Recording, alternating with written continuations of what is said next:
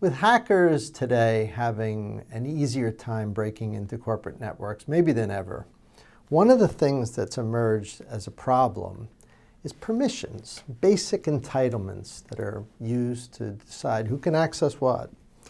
You know, we had a chance recently to spend some time on the campus of the Stevens Institute, my alma mater, with another Stevens alum, Rita Gurevich, who runs a company here in Hoboken called Sphere that focuses on this problem. We wanted to learn a little bit about how her company is dealing with this issue and whether maybe this is the key to stopping some of this hacking that we see happening every day. We sat down with Rita, and one of the first things I wanted to ask Rita was, how in the world did you get into this? How did you find permissions to be something exciting and something that would drive your team to really want to focus on this cybersecurity problem? So Rita, what got you into this? How did you decide to get into this business of like permissions and entitlements? What spurred the idea? So actually the idea came to mind during a pretty pivotal moment in the country's history, the financial collapse of major firms in 2008. I was at Lehman Brothers. I was there during the bankruptcy, and I was put on a SWAT team that was responsible for desegregating all of their tech assets. If you can imagine, almost overnight, you had all these different banks that bought parts of the Lehman umbrella, and we had to figure out what group drives does Barclays get, what mailboxes does Nomura get, and so on and so forth. And it was an exercise of big data analysis. And I'm a data junkie. I admit that very openly. And we had to figure out almost overnight, how do you split apart this 100-plus-year-old bank so that way you don't have competitors seeing each other's information, but also making sure that you have good governance in place, because shortly after, all the regulatory requirements around managing access to data and systems in general became top of mind, very important. So it started very organically as just a need that I noticed other major banks would definitely be interested in, and then it became a lot more of a have-to-have with all the regulatory requirements that got imposed on these big financial services firms. So it took a catastrophe to kind of figure out that there was this problem. Now, that catastrophe was financial. Did you see that sort of extrapolating to the cybersecurity problems that we have today? Is there a direct correlation there? Absolutely. You can't go a day without somehow seeing the concept of ransomware talked about within our industry. And it's even making front pages for folks completely outside of technology or cybersecurity in general. And the reason that the impact is so grand for these organizations and these big companies, even the Colonial Pipeline recently, is because they have overly permissive access to all of their different systems. And once these intruders get in, they could start to traverse the network very easily because the permissions were never locked down. And this is a problem that I think most organizations know they have, but they don't necessarily realize what will happen if they don't fix it. And now it's interesting because the customers that we talk to and the companies that are interested in engaging with us, it's moved from a consultative discussion to emergency, hair on fire. There was either an incident or an incident's about to occur, and we need to get prepared. Now, there's a lot of words people use: accounts, passwords, permissions, even geeks will say entitlements. Yes. Help me with what these things are. I think permission seems like the key one there, but what do they all mean? It's a great question, and we believe very much in let's all go back to the basics, everybody. I think we get completely inundated with artificial intelligence and machine learning and all of these fancy words out there, which are important. There's a place for that. But there's this core fundamental concept of who has access to what and should they have access to it. And most organizations struggle to answer that simple question. And the reason they struggle is because they don't have any of the underlying information readily accessible. They have poor inventory, poor catalogs of ownership. They struggle even with how to collect the data, forget about how to analyze it and then fix the issues that they discover.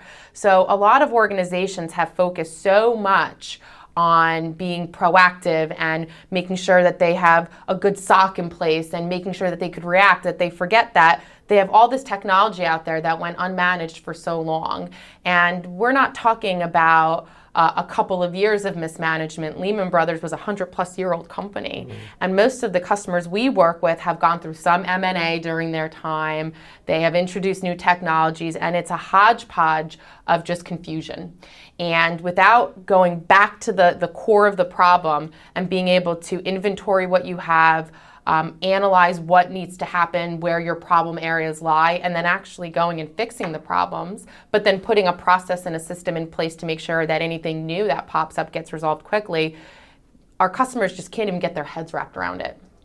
So it was obvious in my discussions with Rita that there was an issue with permissions, with privilege, with these things that her team that she had seen in the financial crisis. So it was kind of exciting to see that one catastrophe maybe having some silver lining in cybersecurity. So I wanted to ask Rita then, how did she translate those ideas into a company, into this company Sphere that she founded and that's headquartered right here in Hoboken? So tell us about Sphere, about the company. What do you guys do? Tell us about the company. Sounds great. So we provide managed services and software to help with access governance, and we recently started to brand what we do as SoftServe. So it'll make you think of ice cream, so you'll smile, but honestly, it's the perfect harmony of automation through software and expertise through services to finally help companies get a handle of this issue. And we also are offering our customers a new concept called cyber hygiene, which is just a fancy way of we analyze and clean up permissions all day for you, because it's something everybody needs, but not exactly an area that customers have resourced effectively, nor do they have the technology to be able to cast a wide net. So we're going to market with a new concept that very much is front and center where automation makes sense, but where you need to plug in people, that human capital, to make the process fix the issues immediately in front of them, but make it sustainable on a long-term basis. So you're selling your solution to businesses, probably larger ones, that are in turn providing services to people like me. Do I have that sort of right?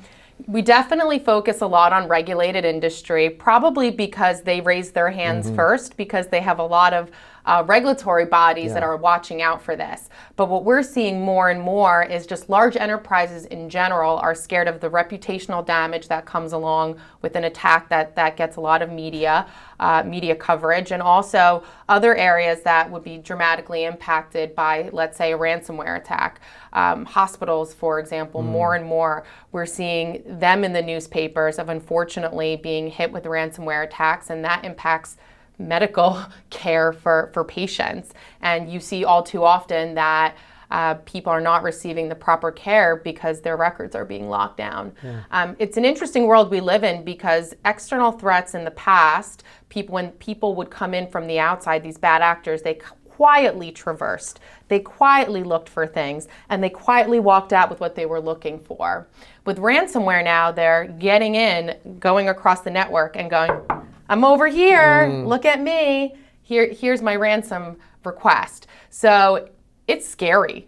Right. And it's not just scary for the big banks who are nervous about their clientele being fearful of where does their wealth go. Now it's also people being fearful of what happens if I need medical care, or we've seen it with the pipeline, what happens when there's a stoppage in people receiving natural resources. The electric grid is something that people are very concerned of as well, that utility companies are starting to pay a lot more attention to this as well. So this is becoming much broader, much larger, much wider, much deeper, and I think it's going to start to accelerate even more now that there's so much attention that's being put on it. There's this trend that we see in cyber where there's a lot of emphasis on responding to things. It seems like what you guys are doing is more preventing problems from happening in the first place. Do I have that right? Absolutely. Yeah. I think still, unfortunately, people will come to us when they're reacting to an incident.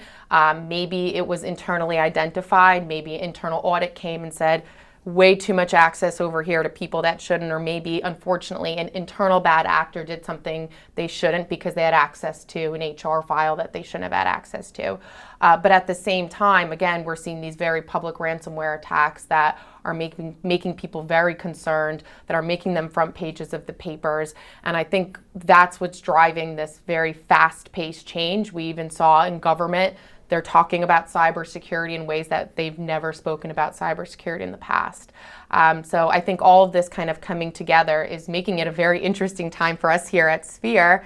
And considering the fact that we're an 11-year-old company, have seen every scenario, every nuance, every edge case, we can hit the customers with a much simpler way of tackling this problem, and again, be able to cast a much wider net.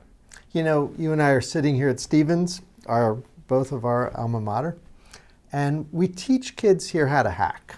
And I've got to ask you, do you think this is part of the key to maybe having some of the hacking not work anymore? I mean, we're at the point now where the offense is so far ahead of the defense. Hacking is so easy.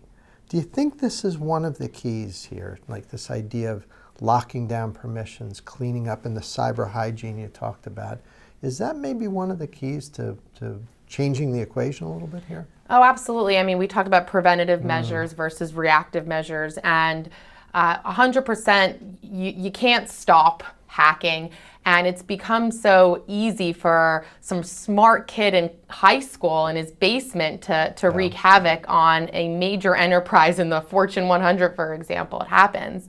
But what companies could do is be mindful that this is going to happen, know that they have to understand how far reach this problem could be, and be proactive. I don't think we need to stop ethical hacking, and I don't think the whole red team exercises that companies do should be, at any stretch of the imagination, pulled back. I think we should be doing more of it. But the reality is that organizations will be able to be a few steps ahead of bad actors, I think, is unrealistic, which is why we very much talk about going back to the basics, put the core governance framework in place, clean up the issues that you know are out there. Why would you sit on risk that you know exists, right? And at least you're minimizing the impact of what happens if you are attacked, if not completely preventing it altogether.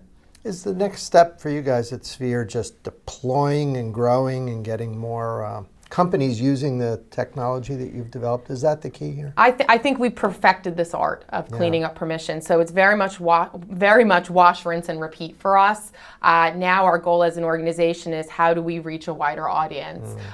Being a bootstrap company for many years, having a very kind of niche group of customers within financial services, I think, helped us.